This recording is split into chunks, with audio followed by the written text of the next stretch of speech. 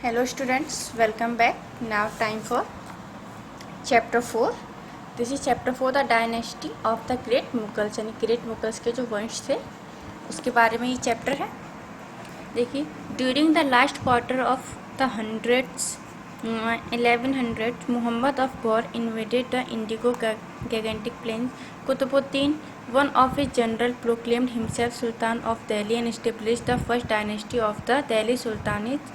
The Mamluk dynasty, यानी कि Mamluk means slaves.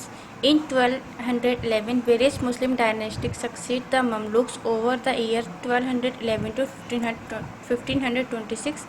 The Sultan period come to end with the arrival of Babur in 1526. यानी कि इसमें सब वो बताए गए कौन कौन से मुग़ल हैं, किसने क्या करा था, उसके बारे में चैप्टर है. देखिए, फर्स्ट मोहम्मद ऑफ गौर ने आक्रमण किया था इंडो गैंगेटिक प्लेन पर, एंड वहाँ पर उसने अपने आप को वहाँ का सुल्तान घोषित किया था. उसने ऐलान किया था कि वह वहाँ का सुल्तान है. एंड अब स्थापना की थी पहले राजवंश की, जो कि दिल्ली सुल्तान था. एंड द ममलूक डायनेस्टी, यानी कि जो मुल्क यानी कि स्लेव्स, जो दास या दासी थे उन्हें ममलूक बोलते हैं, 1211 में. एंड कई मुस्लिम्स ऐसे थे जिन्होंने ममलूक्स के उन्होंने वहाँ की सेवा की थी 1211 से लेकर के 1526 तक. और जो इनका जो मुग़ल पीरियड था वो 1526 तक चला. तो सबसे पहले जो सुल्तान थे जिन्होंने घोषणा की थी कि वो यहाँ के राजाएं स्थापना की थी राजा की, वो थे मोहम्मद ऑफ गौर, यानी कि गौर के मोहम्मद, 1211 में. देखिए, बाबर कौन है? Zahiruddin Muhammad Babur founded the Mughal empire in India, defeating Ibrahim Lodi in the Battle of Panipat in 1526. Zahiruddin Muhammad Babur ने स्थापना की थी मुग़ल एम्पायर की, एंड जो कि 1526 में वो स्थापना की गई थी. जब पानीपत का युद्ध हुआ था उसमें वे जीत गए थे. At the age of 15 Babur ascended the throne of the Central Asian Kingdom of Fergana. His greatest ambition was the rule of Samarkand. In 1504, he ventured into what is now Afghanistan and conquered Kabul. यानी कि 14 year की as में ज़हीरुद्दीन को ताज पहनाया गया था. उनका ambition था कि वो समरकंद में अपना राज्य फैलाएं पूरा, और उनको जब सेंट्रल एशियन में पहनाया गया था ताज, वो था फेरगाना का.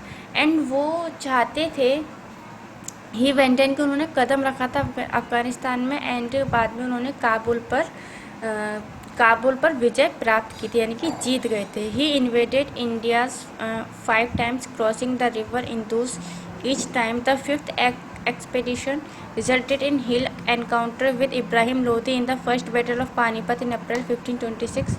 Babur's army was better equipped than Lodi's. He had guns while the Sultan relied on elephants.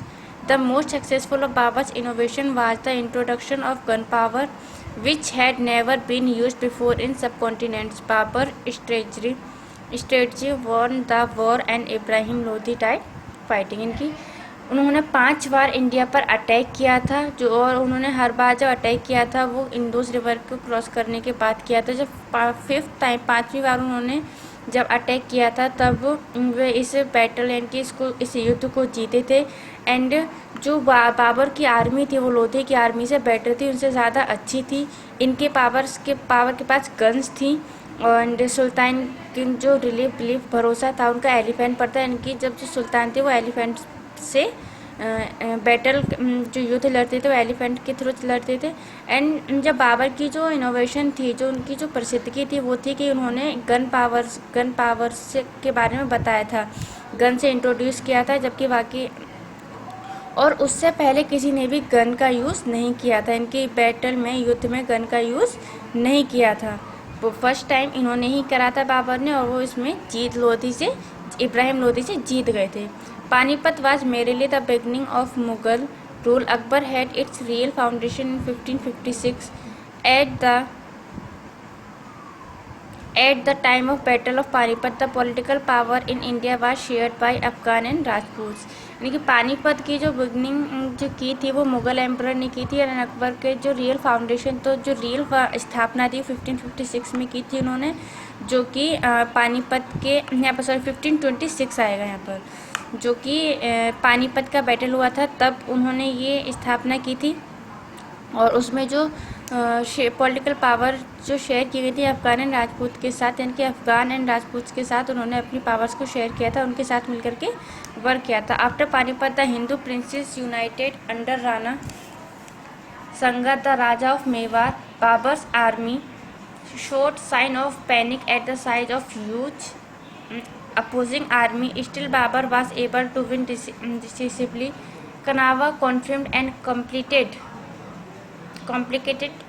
Babur's victory at Panipat. Babur thus become the king of the central India. यानी कि जो पानीपत के बाद हिंदू के जो प्रिंस थे राणा संगा, जो कि राजा थे मेवाड़ के, उन्होंने बाबर ने अपनी जो आर्मी थी वो बहुत ही स्ट्रॉन्ग थी, बहुत ही बड़ी थी बाबर के आर्मी, जिसकी वजह से वो जीते थे वहाँ पर।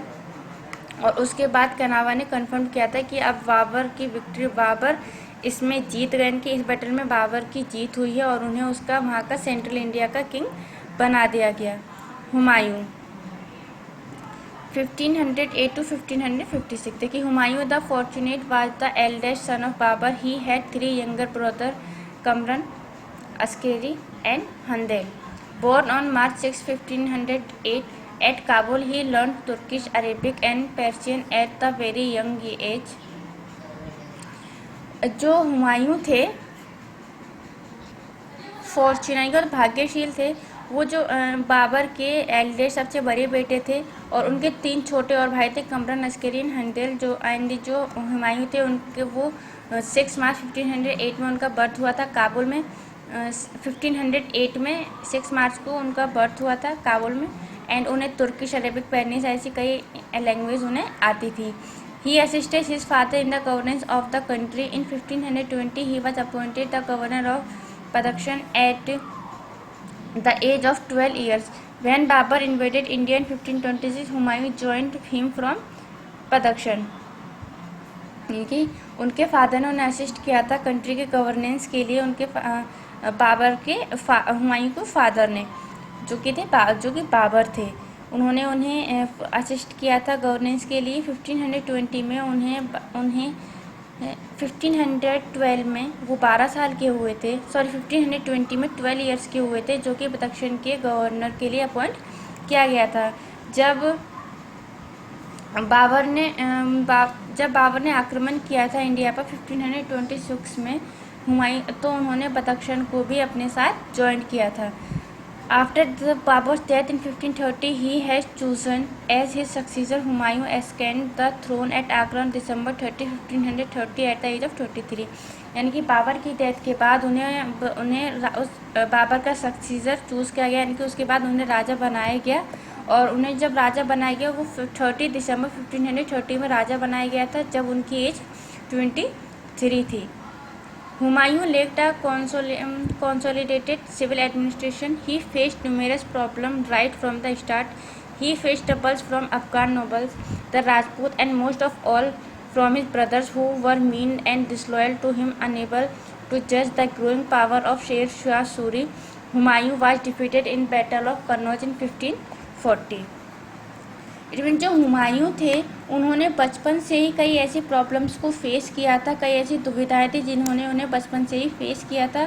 और उनकी जो सबसे ज़्यादा दुविधा थी, ट्रबल यानी कि दुविधा, वो ये थी कि उनके जो भाई थे, जो राजपूत थे, और जो उनके 3 भाई थे वो भी उनके अगेंस्ट हो गए थे, उनके खिलाफ हो गए थे और उन्हें जज करने लग गए थे। तब वो बहुत ही सैड फील कर रहे थे कि उनके जो भाई हैं वो भी उनके अगेंस्ट चले गए हैं, और उस वक्त पे वो बहुत वीक हो गए थे, कमज़ोर हो गए थे।